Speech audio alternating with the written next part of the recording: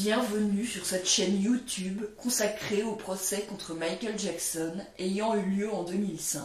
Sur cette chaîne, je résume le procès jour après jour en m'appuyant sur la retranscription du procès venant du tribunal de Santa Maria en Californie. Si vous ne l'avez pas déjà fait, je vous recommande fortement de visionner mes vidéos précédentes afin d'avoir une vision précise du déroulement de ce procès et de prendre connaissance de l'ensemble des informations. Dans la vidéo d'aujourd'hui, je vais résumer le déroulement du procès le 23 mai 2005, 57e jour du procès après la sélection du jury. La défense fait revenir Maria Gomez comme témoin. Elle confirme qu'elle a participé à un test de l'alarme de l'entrée de la chambre de Michael Jackson.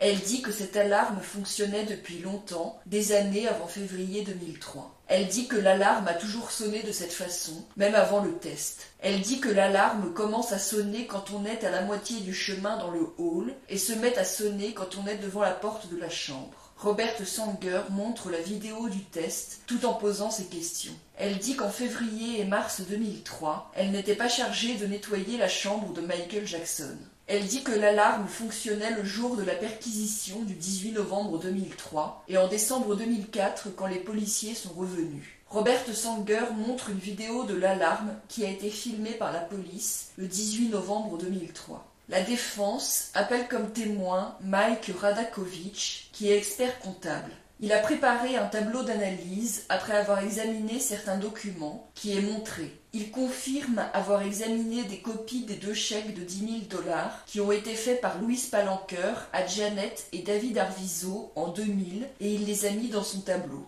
Il identifie un relevé de compte bancaire concernant un compte de Janet Arvizo pour le bénéfice de Gavin. Il a indiqué dans son tableau que des sommes d'argent ont été déposées sur le compte après des collectes de fonds. Une copie de chèque montre qu'un chèque de $32 308 de Michael Alder a été déposé le 5 novembre 2001 sur le même compte suite à la plainte contre J.C. Penney. 4 jours après, Janet Arvizo a pris $29 000 sur le même compte afin d'avoir un mandat pour payer Hollywood Ford.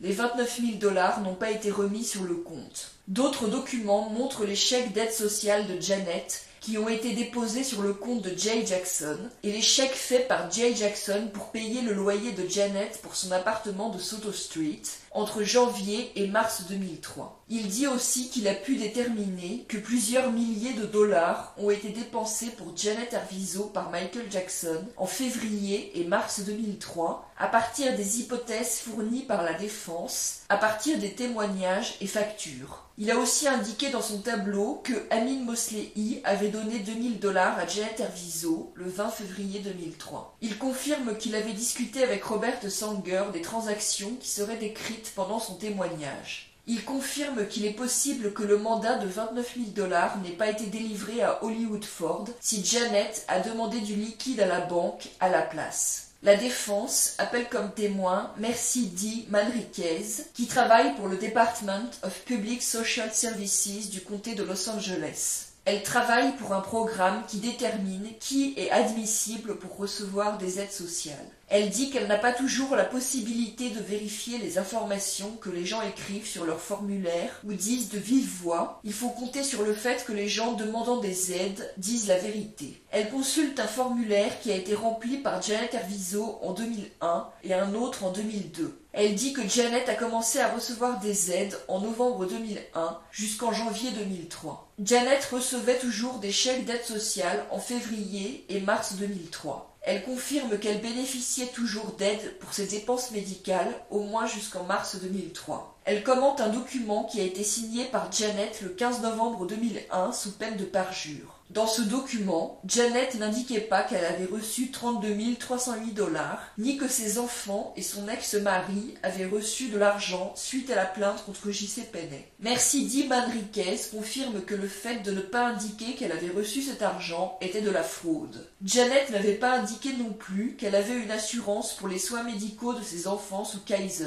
Dans un document du 23 octobre 2002, Janet n'avait rien indiqué non plus. Elle dit que le dossier lui avait été transmis car il s'agissait d'un cas de violence conjugale. Le dossier de Janet indique qu'elle n'avait pas de compte bancaire et pas de voiture. Dans un document du 10 janvier 2003, Janet avait indiqué qu'il n'y avait pas de changement de sa situation. Elle n'avait pas indiqué qu'elle vivait une partie du temps chez Jay Jackson, ni qu'elle déposait les chèques d'aide sociale sur son compte à lui, ni qu'il a payé son loyer. Janet n'avait pas informé non plus le département que Aja Prior lui avait donné $600, ni que Amin Mosley lui avait prêté $2000, ni toutes les dépenses effectuées pour elle par Michael Jackson et ses associés. Le 3 mars 2003, Janet a envoyé un fax pour demander à ne plus recevoir les aides sociales. Cependant, elle a reçu le dernier chèque d'aide du mois de mars. Merci Di Manriquez confirme que Janet avait exprimé des inquiétudes concernant sa sécurité en raison des violences conjugales présumées de David Arvizo. Elle avait demandé à être escortée chez elle, mais le département ne fournissait pas d'accompagnateur. La défense appelle comme témoin Marianne Arvizo, la sœur de David Arvizo.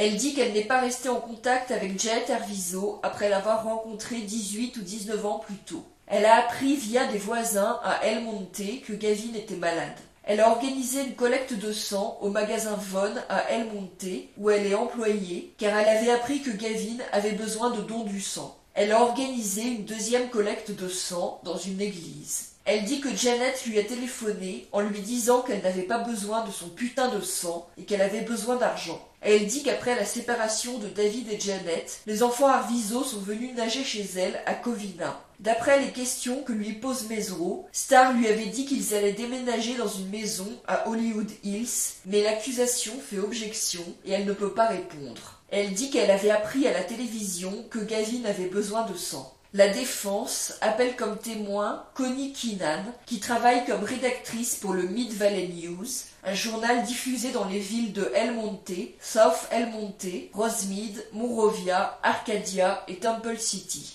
Elle dit qu'en 2000, elle a demandé à une stagiaire, Christy Kauser, de publier un article sur Gavin Arvizo qui était malade, mais ensuite Janet a voulu un autre article car elle n'avait pas obtenu assez d'argent avec le premier. L'article qui a été publié avait pour titre Gavin Still Smiles. Elle dit que ce n'est pas le genre d'article que le journal publiait habituellement, mais Janet avait joué sur certaines sympathies au bureau. Elle dit que Janet a appelé le journal pour demander l'article et appelait ensuite continuellement, laissait des messages. En lisant le brouillon de l'article, Connie Keenan s'est posé des questions sur l'argent qui était demandé pour une injection de chimiothérapie, $12 000, et sur le fait que Janet demandait à ce que l'argent soit envoyé chez elle. Elle a demandé à Christy Kauser si elle était sûre que c'était bien $12 000, et Christy Kauser a vérifié son enregistrement de l'interview, c'était bien ça. Finalement, elle a autorisé la publication de l'article après que Janet avait dit avoir un fonds fiduciaire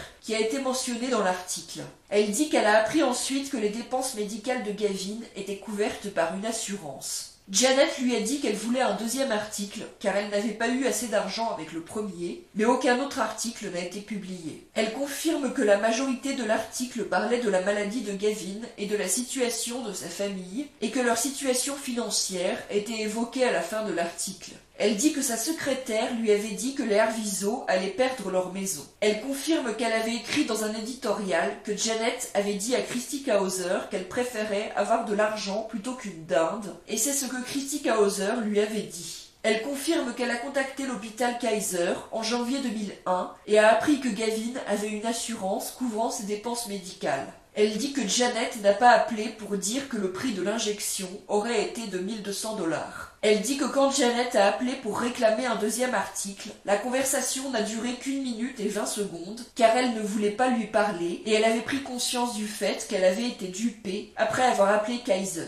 C'est ici que se termine ce résumé de la journée de procès. Si vous voulez lire la retranscription du procès, vous trouverez le lien de la retranscription sous la vidéo. Si vous appréciez mon travail, je vous encourage à vous abonner, à liker la vidéo et à la partager.